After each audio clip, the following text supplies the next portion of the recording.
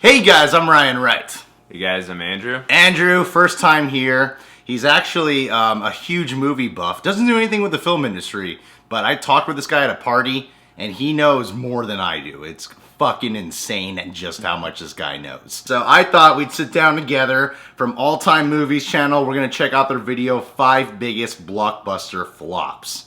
I have a feeling I know which ones these are gonna be. Yeah, I'm kind of curious to see what it is, but I think I have a feeling too.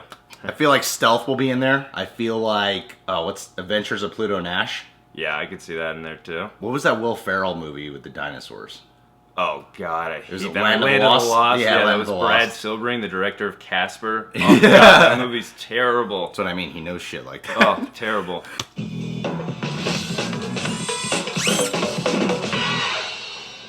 Hi, I'm Jamie from Alltime Movies, and these are the 5 biggest flops ever. Casino Making Royale. money in movies is a tricky business. Studios spend hundreds of millions of dollars making a movie, but then they split the money 50-50 with the cinemas.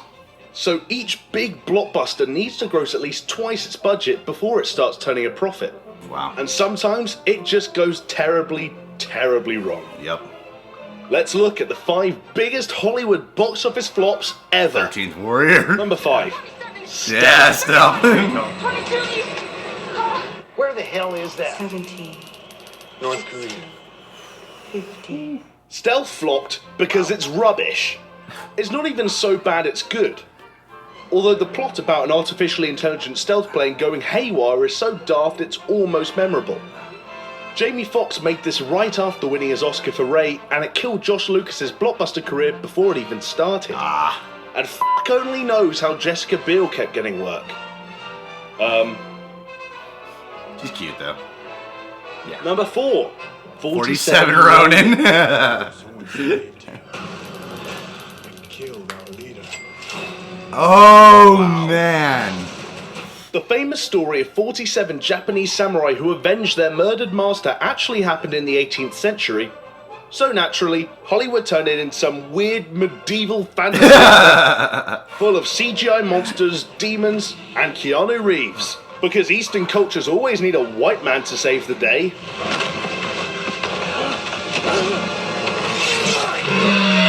Wow. As you might movie expect, costs a lot of it money. didn't strike a chord with audiences, and the film made a big loss. The odd thing is, it's actually quite fun. That's good to hear. Number 3. John Carter. Oh yeah, that was a huge flop. Wow. Poor John Carter. His name is so deliberately generic that it's almost impossible to sell an old-fashioned sci-fi movie named after him. Unsurprisingly, the movie of the story that inspired every sci-fi fantasy ever was badly marketed and lost Disney over $100 million. Which is a shame, because the film's got loads more depth, wit, and brilliant visuals than all of the Star Wars prequels. Especially Episode 2. Just not possible. Number 2. The 13th Warrior. I actually like this movie. I did too. You notice he's bigger than you. Yes? What? Wow. Yes? No. Bet on him if you like. Back in the 90s, Michael Crichton was all the rage and Antonio Banderas could carry a blockbuster. Team them up with the director of Die Hard and you're onto a winner. Right?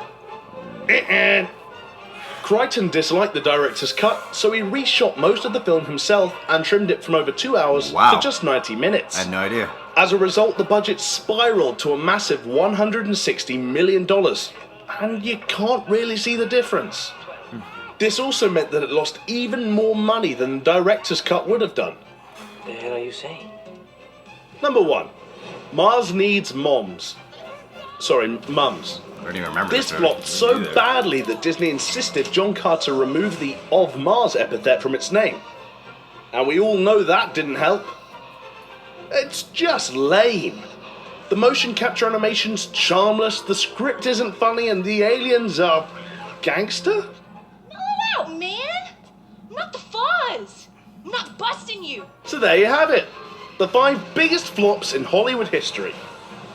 Did any of them surprise you? Why do you think these films flopped? Let me know in the comments below. Thanks for watching, and please subscribe. If you like this video and would like to see more, check out the 5 biggest Star Wars plot holes. Wow, dude. 13th Warrior actually shocks me. I know it wasn't successful. I had no idea the budget was that ridiculously high and that it lost so much fucking money. Because I like that movie. Yeah, I actually like that movie too, and that's John McTiernan. That's the director of the first Die Hard film and the third Die Hard film. I mean, and Predator, one of my all-time favorite films. So, I mean, he's a great filmmaker. So, if you would have told me that's going to be in the top 5 and that big of a loss, I never would have believed that. So, that's very interesting to see and read. And I had no idea that Michael Crichton did a whole reshoot on it like that. I never heard that. So, that's interesting. If authors had power like that today, wow. Whoa. 50 Shades of Grey would have been totally different. Right? No, authors just don't have that kind of strength anymore.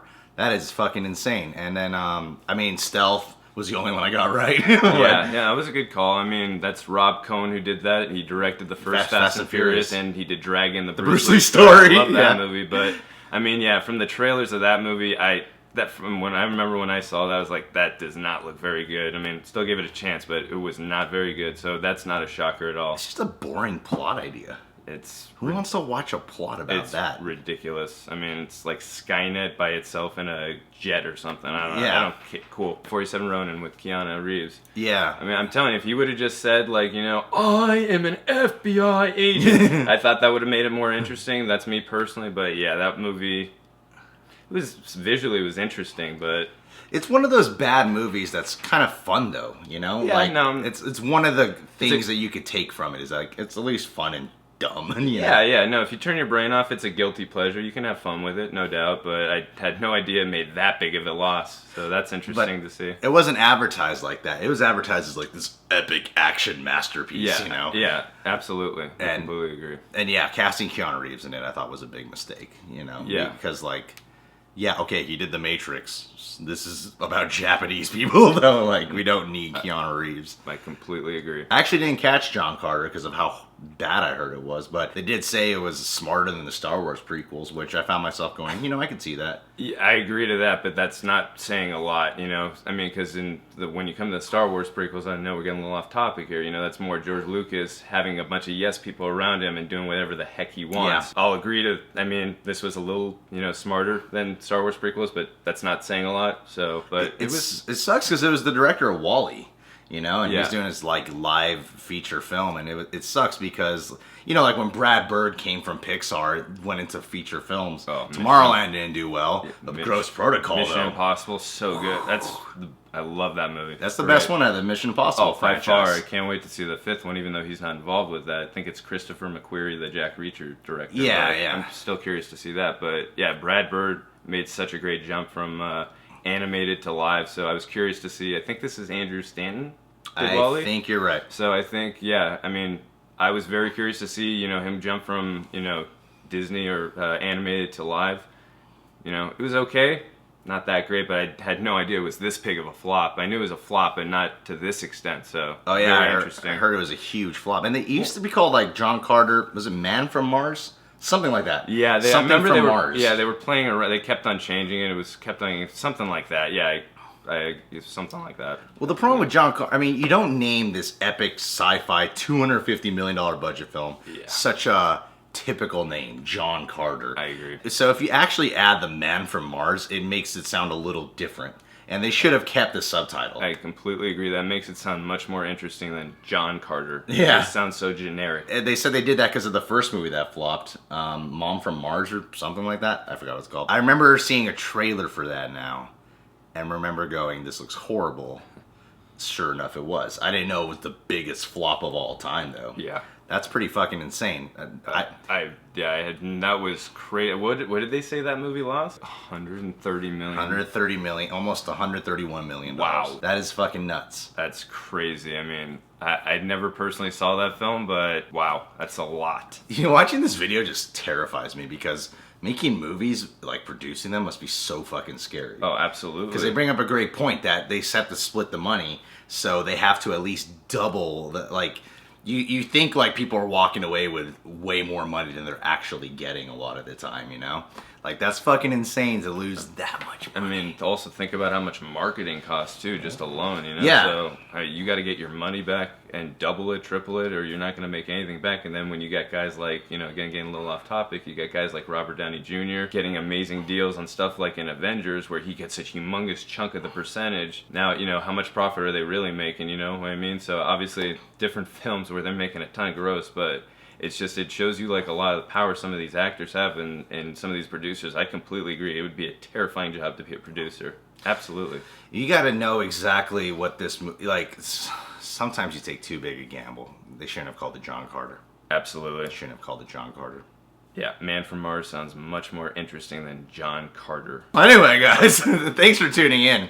If you're new to the channel, you can subscribe to The Real Rejects. You can follow Andrew on Twitter at something balls. What was it? At Agor711. Agor711, sorry. No worries. That sounded pretty good too, but... Balls711. Agor711. Agor711. Follow him on Twitter there. And you can follow The Real Rejects on Facebook, Instagram, Twitter, Vine, and Periscope. I don't know if you have any of those. I don't, but Okay. maybe someday soon. Because if we get more followers, we can get even more product placement, people. That's right.